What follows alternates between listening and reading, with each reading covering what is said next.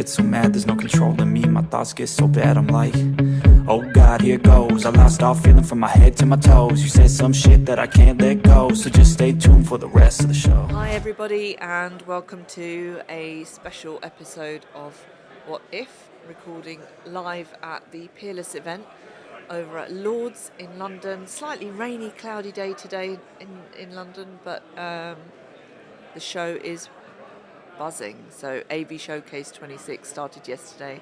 This is day 2, and I'm delighted to be joined by my podcast pal. Hey, Effat. Introduce yourself. Hello, everybody. I'm Neil Fluester of Logitech, and also co-host of our amazing podcast, AV in the World.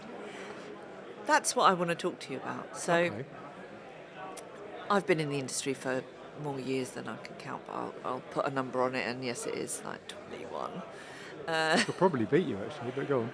And certainly over the last few years, we've seen a real rise in how people are getting their communication out. So whether that's a manufacturer, whether that's an integrator, whoever it is, disties, everyone wants to have a little show or a little podcast or whatever.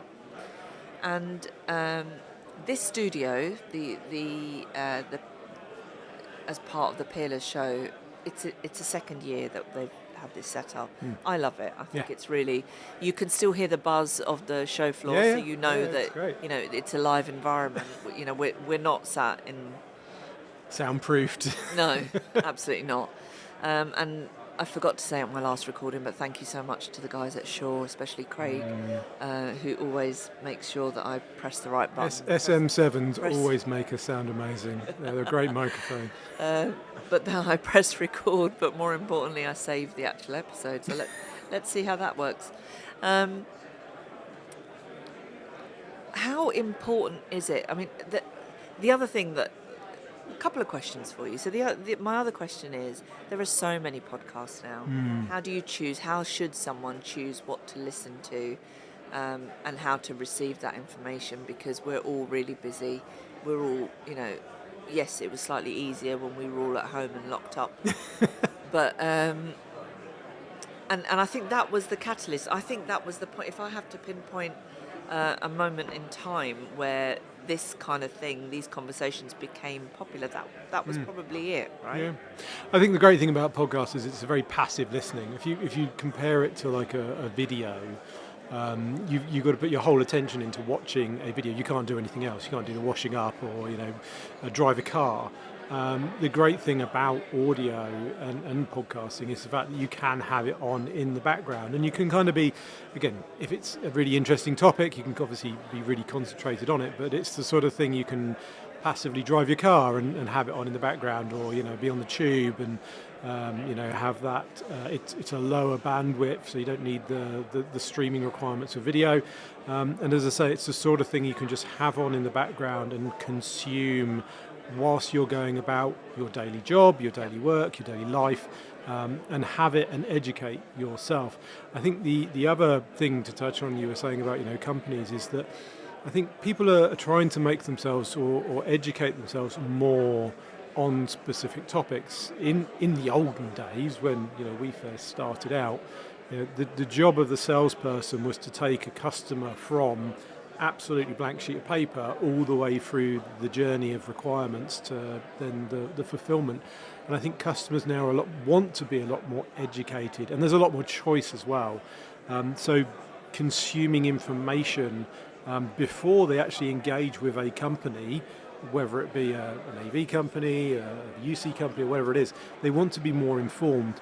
In addition to that, obviously, again, in the olden days, companies used to pay Google AdWords lots of money to make sure that their listing was at the top of the Google search result. When you typed in big tellies, you got Samsung, Sony, or whoever show up as number 1 and 2, and they were sponsored. You paid for that. It was get me on page 1. Exactly. Everyone wanted to pay for page 1. Now that kind of world has been turned upside down with, I'll say it, AI. In the fact that the number 1 thing on Google or other search engines are available is the AI Gemini piece that will tell you something, and that's not, you can't pay for that necessarily. That's the LLM, the large language model, going out and educating itself from That's the YouTube, intelligence. LinkedIn, Instagram, Twitter, whatever it might be, Yep. to give you that kind of, as I say, that's now what show, because again, they want their AI to show up ahead of the sponsored listing. So if you're an organization, you need to feed that engine, you need to feed that large language model with, we make the best LED screens, we make the best digital signage, we make the best keyboards and mice and webcams and what have you. So the job now of the podcast is not just obviously informing the actual end users, the customers, the partners, the resellers, but it's also to inform and educate the artificial end users, resellers and partners, because again, that's where it's citing its information from. And that's where those AIs are citing, as I say, what they know and how they're going to feed it to you. So last year we recorded here. I think I was sitting there, you were sitting here. We're not doing video actually, so that makes absolutely no difference. No one's seeing this amazing red suit you've got, which matches. You're very on brand with the Peerless colours. Oh, I'm today. sure there'll be some pictures around. We started, for those of you who've been following me for a while, I hope you're also following AV in the Wild. So Neil and I started a conversation, AV in the Wild. If you're not following us, please follow. And really, what we wanted to do, like events like this, not everybody can get to shows, and not everybody, even when they get to a show, can go around a whole show, especially if you're on a stand. You know, if you're working, you can't also, go around and see what others are doing necessarily. So we wanted to create an opportunity for people to, well, we'll be there if you can't, sort of thing. It extends the reach, I think, of the trade show. Again, the other interesting point about trade shows and events are that generally companies will send specific people, normally of the higher echelons of management or whatever, but in many cases they're not the people that need to know, and they're not the people that need to be informed and that can actually travel to Barcelona or Las Vegas or sunny St John's Wood in North London. So again, the great thing that we're doing with AV in the Wild is extending the reach of these trade shows to the people that technically can need that information or benefit and value from that information from those vendors. What's hot, what's new, what's the latest buzz, what's the great technology or the latest feature or product launch that's coming out that may be useful to them. Or again, it's sowing the seed, it's giving them that nugget. They might not want that thing today, but in 6 months' time, so they'll go, oh, I remember, I listened to that podcast when you talked about this new digital signage solution or this new whatever it might be. I need one now. It's just drip feeding that information. Again, that's the great thing about again, these podcasts and doing these kind of social media content and video. Exactly. And I think last year when we were talking about how do brands, in a noisy industry, how do brands elevate themselves? How do they stand out? What makes a difference? And for me, I think the way you communicate with your potential end users, not just your regular, your go-to customers or users, but how do you extend that? How do you actually create a bit of a buzz about what you're doing without just sounding like you're doing the same as everyone else? Or the fact that you're just trying to sell to them. Because again, human beings are very, very attuned to when they're being sold to. If someone rings me up who I don't know, and someone told me this a long, long time ago, sales 101 is apparently when you ring up and cold call someone, you ask them how they are. and it just stuck with me. I was told at 18, if someone rings you out of the blue and says, hello Neil, how are you? I'm like, okay, what are you selling to me? Because my antennas go up at that point. I don't know What do you want? Yeah, what do you want? What are you trying to sell to me? And I think, again, as humans, we're very attuned to that, and we will tune out if it is a sales pitch. I think the more educational information is a lot more valuable. And there's a concept, another great marketer, podcast, Gary Vaynerchuk, if you follow him. Some people like him, some people don't. But he talks about the thank you economy. And the idea that if you educate your customers, your audience, your community, whatever you're trying to build as your organisation, they will come back to you and as a thank you for that education, and they will buy from you. And it was interesting when I was back at a former video conferencing company. and started doing videos of how-to videos and out-of-box videos and more educational videos, people internally were going, well, you're going to take away our service business. We're going to lose out money because you're showing people how to install it and how to do it. And I'm like, no, because people will go, that's nice, but I still want you to do it. Yeah. Again, people will go onto YouTube and go, how do I change the drum of my washing machine when it's broken? And they'll look at it and go, okay, I can see how complex it is and what I need to do, but now I know what to ask, or I'll still ask someone to do it. It's nice to know how to do it, but they'll still purchase it. And I think, again, companies that can provide a level of education and value in the content that they're creating, whether it be through content creators like ourselves, or it be external companies and PR companies like Wildwood and Resource and those kind of people who are creating that value for them, that's what sticks with the end user. It's, again, give me something that's going to either entertain,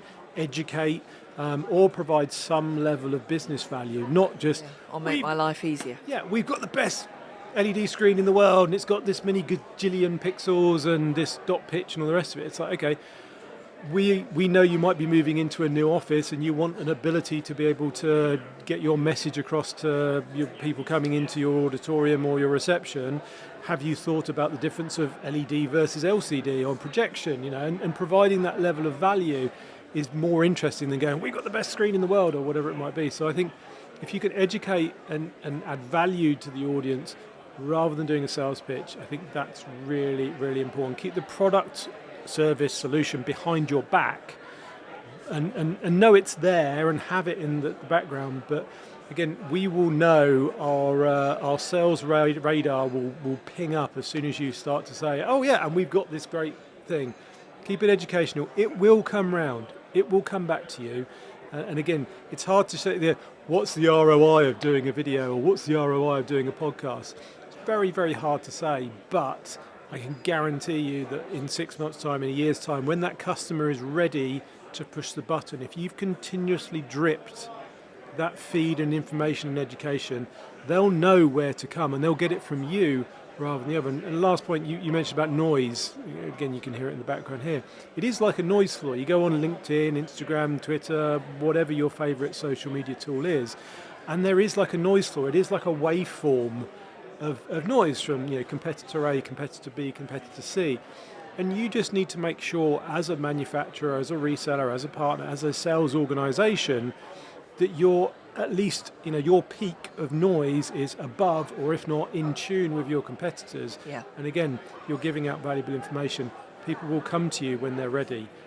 It might not be today, it might not be tomorrow, and it's hard to say, okay, we spent £1,000 on this, when are we going to get it back?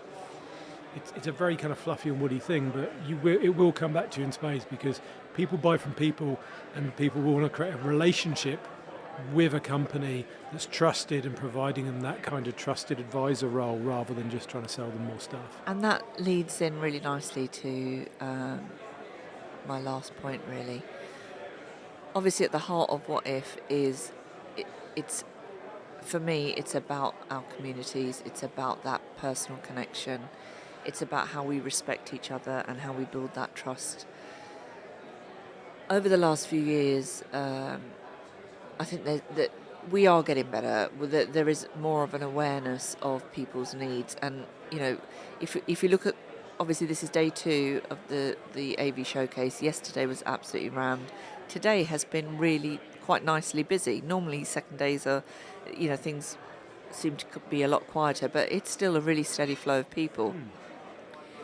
It's not for everyone. If someone has any anxiety, any issues, what can people, or what should people be thinking about? Again, I know what my answer is to this, because obviously I have I'm on that podcast with you. I really firmly believe in finding different ways to communicate with people, because we don't all digest information in the same way. What do you think is key to something like this, and how can show organisers improve that experience for people who this isn't their natural habitat? Yeah, quite. And I think it's interesting. Our good friend Kaz, like myself, We're kind of neurodivergent people, and we don't do so well in noisy, bright, shiny environments sometimes. And again, it just is overstimulation for some of us, and we just can't deal with it or handle it. I would love to see show organisers doing more extended reach. I'd love to see. The trouble is, and I get it, is that they want physical bums on seats. They want people to attend the events. They want. The attendance rating was thousands, hundreds, whatever it might be. And ISC, everyone wants to know the closing number. What was it? Yeah, exactly. Yeah. But for me, I'd love to see them doing more live streaming of the events. Having a roving film crew go round, and again, they can add value to the exhibitors that they've got there. I 100% agree. Anyone listening out there who knows anyone, pass it on. It's not going to detract from the people who. No, people are going to go. There are plenty of us who like to see each other and want to turn up. Again, as humans, we love the networking, the social yeah. interaction piece. Yeah. But again, there's some shows and some events that we can't make because of physical or family or personal reasons, or just because of the fact that again we find it too overwhelming, or we've got a busy, important work schedule that we've got on and we can't make these events. I'd love to see. And it creates FOMO. Yeah. If they can't come that year, they'll make. If it sounds great, they'll make the effort to come the next year. I'd love to see more, as I say, live streaming from events. We've got the technology now. Why isn't there an ISE live? Why isn't there an Infocom live? Why isn't there a Peerless AV live? Let's do it next year. Yeah. And again, people can tune in and watch in, and we'll have a row meeting film crew. And again, it's a great added value for the exhibitors here to extend that. I'd love to and do it live so you can actually get some questions back from you. I love that. Doing stuff live when you can kind of goad the audience and say, hey, I'm here with Peerless, and then the customer can go, oh, I'm interested in this. And you can ask the question back on the live stream, and you get that level of interaction. I think that would be great. Again, don't be frightened that people are going to go, oh, I'm not going to go, I'm just going to watch it live online. People will still go. Your numbers won't go down, they'll increase, and then you'll exponentially grow the next year. And that's where we're going to stop for now and get back on that show. I know, we really could. We're going to get back on the show floor, maybe record some little wild bites, possibly. I don't know. Let's do it. Thank you so much, Neil, for your time. Where can people connect with you, find you? Well, firstly, thank you for everything you do for all of us here in the industry, in your amazing work. So big shout out to you. People can find me. I make a nuisance of myself generally on LinkedIn. Haven't done as much recently. I need to get back in the groove. It's kind of did that last year at this show actually, and suddenly kind of revived it. So yeah, go and find me on LinkedIn. I guess is the best place to find me, and or follow us and join in AV in the Wild. Yeah, right. Thank you so much. Thanks, Tiffany. Get back on the show floor. Thank you so much, everyone, for listening. As usual, please like, follow, subscribe, whatever, or don't. Thanks for listening. I'll never slow up, no I don't take shit. I got no love for the fakeness. If you wanna play tough and wanna hate this, I'll always show up. I don't ever slow up, no I don't take shit. I got no love for the fakeness. If you wanna play tough and wanna hate this, I'll always show up and make a statement. I don't ever slow up, no I don't take shit. I got no love for the fakeness. If you wanna play tough and wanna hate this, I'll always show up.